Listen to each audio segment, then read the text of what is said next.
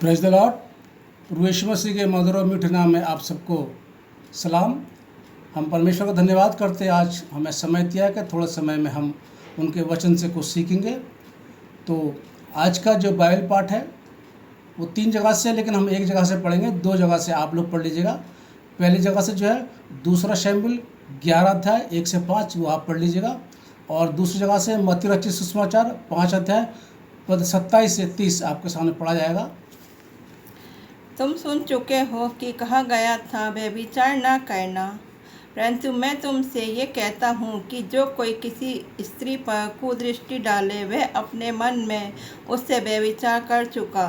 यदि तेरी दाहिनी आँख तुझे ठोकर खिलाए तो उसे निकाल कर फेंक दे, क्योंकि तेरे लिए यही भला है कि तेरे अंगों में से एक नष्ट हो जाए और तेरा सारा शरीर नरक में न डाला जाए। यदि तेरा दाहिना हाथ तुझे ठोकर खिलाए तो उसको काट कर फेंक दे, क्योंकि तेरे लिए यही भला है कि तेरे अंगों में से एक नष्ट हो जाए और तेरा सारा शरीर नरक में न डाला जाए। परमेश्वर के वचन पर आशीष हो। खुदावंद यीशु मसीह ने जब सरमन शुरू किया था, अपनी सेवकाई शुरू की थी, तो उन्होंने मन फिराने पर ज़्यादा जोर दिया था। मत्ती 4:17 आप पढ़ेंगे, और मरकुस 1:14-15 तो उसमें लिखा हुआ है परमेश्वर का राज निकट है, इसलिए मन फिराओ और सुसमाचार पर विश्वास करो। आज का जो विषय है वो है पाप करना और उसके बारे में सोचना, और इससे जो मुख्य पद मिलता है वो इब्रानियों 10 पद 31, जिसमें लिखा हुआ है जीवते परमेश्वर के हाथों में पड़ना भयानक बात है। आज हम पहाड़ी उपदेश के एक हिस्से पर मनन करेंगे, क्योंकि बहुत छोटी छोटी बातें होती हैं लेकिन हमारे लिए बहुत महत्वपूर्ण होती हैं।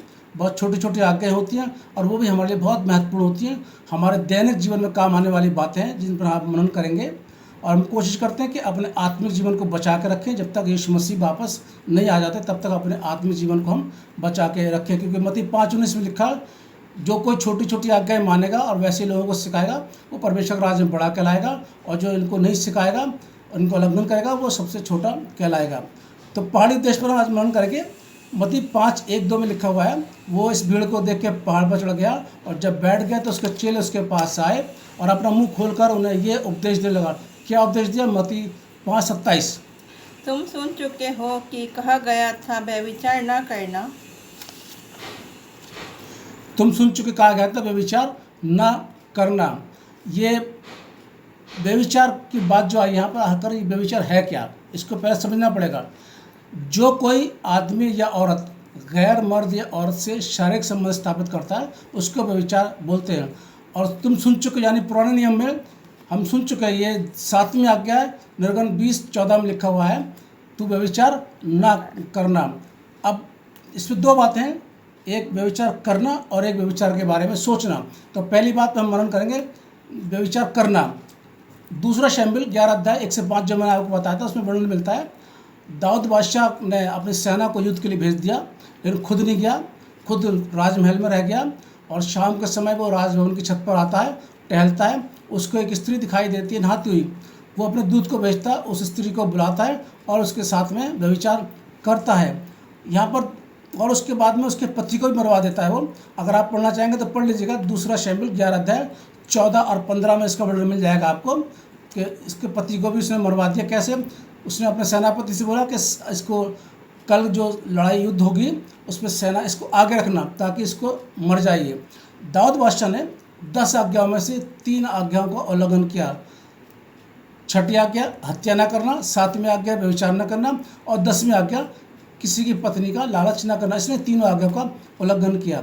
यद्यपि दाऊद बादशाह ने पश्चाताप किया, पापों से उसको क्षमा मिली, परंतु परमेश्वर ने पाप के परिणाम को समाप्त नहीं किया।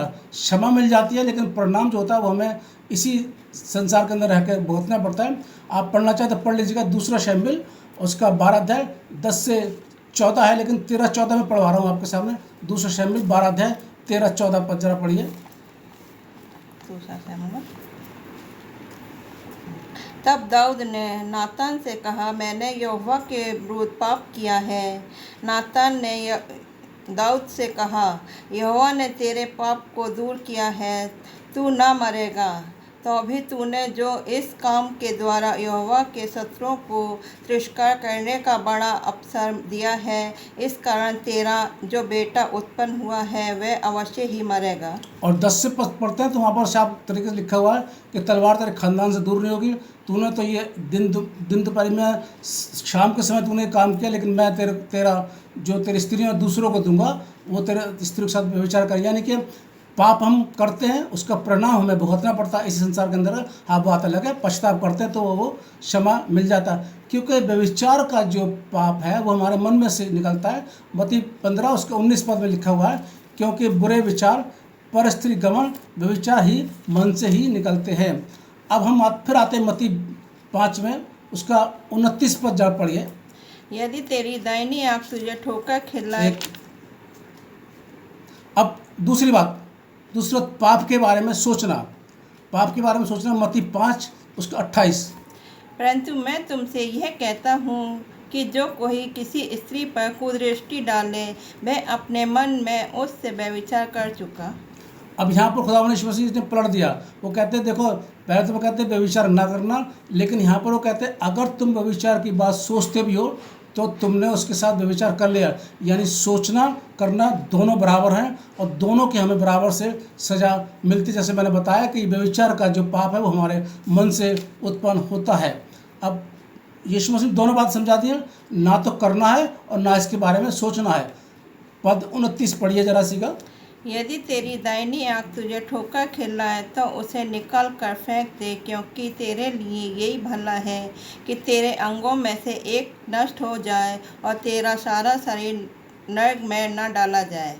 अब देखिए यहाँ पर बोलते हैं आँख अगर ठोकर खिलाती है तो उसको निकाल दे। ये आसान काम नहीं है, आँख को निकाल नहीं सकता, चाहे कितना बड़ा धर्मी क्यों ना हो, अपनी आँख को वो नहीं निकाल पाया। लेकिन फिर भी ये हम समझ सकते हैं कि हम अपनी आँख से किसी भी को देखें तो गलत अभिलाषा से, गलत बातों विचारों से ना देखें।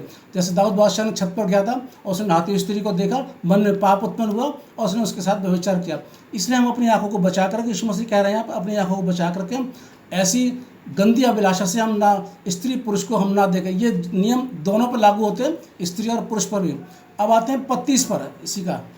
यदि तेरा दाहिना हाथ तुझे ठोकर खिलाए तो उसको काट कर फेंक दे, क्योंकि तेरे लिए यही भला है कि तेरे अंगों में से एक नष्ट हो जाए और तेरा सारा शरीर नरक में न डाला जाए।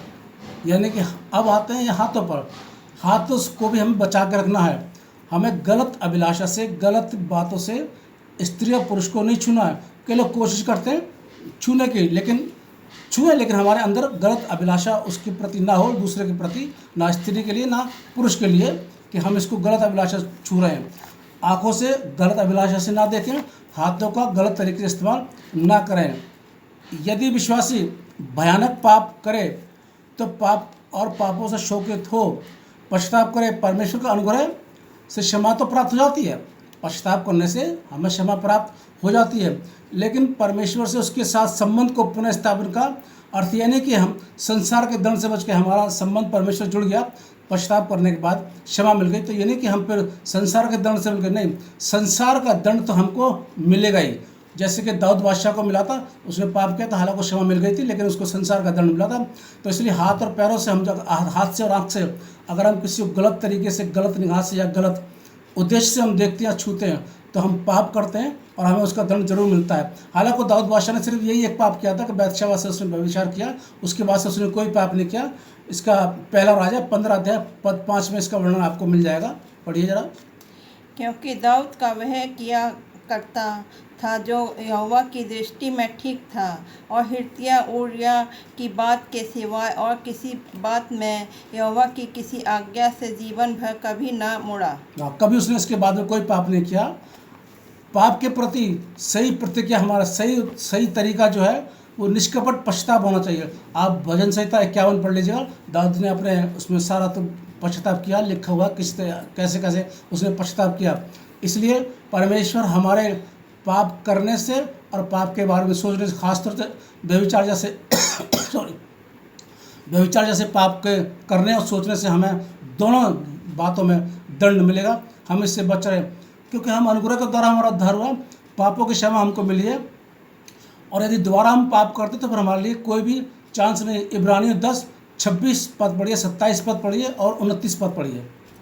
क्योंकि सच्चाई की पहचान प्राप्त करने के बाद यदि हम जानबूझकर पाप करते रहें तो पापों के लिए फिर कोई बलिदान बाकी फिर नहीं। कोई बलिदान बाकी नहीं है। 27 पद। हाँ, दंड का एक भयानक बाढ़ जोना और आग की ज्वलन बाकी है जो विरोधियों को भस्म कर देगा। 29 पद। तो सोच लो कि वह कितने और भी भारी दंड के योग्य ठहरेगा जिसने परमेश्वर के पुत्र को पांव से रौंदा और बाचा के लहू को उसके द्वारा वह पवित्र ठहराया गया था अपवित्र जाना और अनुग्रह की आत्मा का अपमान किया।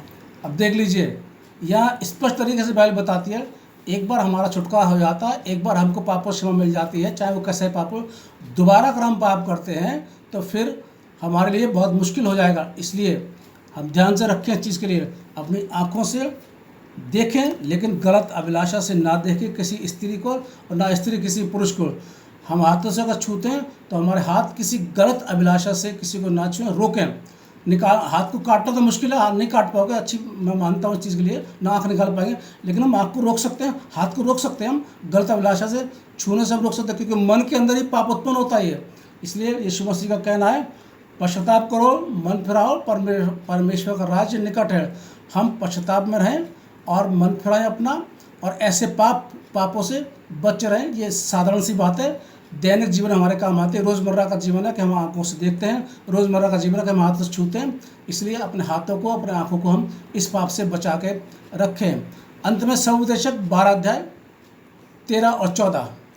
सब कुछ सुना गया, अंत की बात यह है कि परमेश्वर का भय मानना और उसकी आज्ञाओं का पालन कर, क्योंकि मनुष्य का संपूर्ण कर्तव्य यही है। क्योंकि परमेश्वर सब कामों और सब गुप्त बातों को, चाहे वे भली हो या बुरी, न्याय करेगा। हमारा न्याय होगा। ऐसा नहीं हम धर्मी, तुम्हारा न्याय नहीं, हमारा भी न्याय होगा। सब, चाहे पास्टर हो चाहे कोई हो, सबका न्याय ज़रूर से होगा। इसलिए हम ध्यान रखें कि जीवते परमेश्वर के हाथों में पड़ना भयानक की बात है साहब। अगर हमने पापों से पश्चाताप नहीं किया और परमेश्वर के हाथों में पड़ गए तो बहुत भयानक बात है। इसलिए कोशिश करें अपने हाथों को और अपनी आंखों को, जो यीशु मसीह में सिखा रहे हैं, बचा कर रखें। गलत अभिलाषा से, गलत उद्देश्य से ना तो किसी को छुएं और ना ही किसी को देखें। ये आज का वचन था। खुदा इसके लिए बड़े आशीष दे। अगर जीवन दिया तो हम फिर बाद में फिर और अगली बार फिर से एक हिस्से को लेंगे और उससे फिर सीखेंगे। तो हम कोशिश करते हैं। देखिए, मैंने तो खुदा का वचन दिया है आपको। मैं बहुत बड़ा ज्ञानी नहीं हूँ, मैं साधारण सा इंसान हूँ, साधारण समाचार प्रचारक हूँ। जब भी मैं प्रचार करता हूँ मैं ये सोच के करता हूँ कि सुनने वाले मुझसे ज़्यादा अक्लमंद हैं। आप लोग मुझसे ज़्यादा अक्लमंद हैं, लेकिन फिर भी पवित्र आत्मा के द्वारा वचन मिला।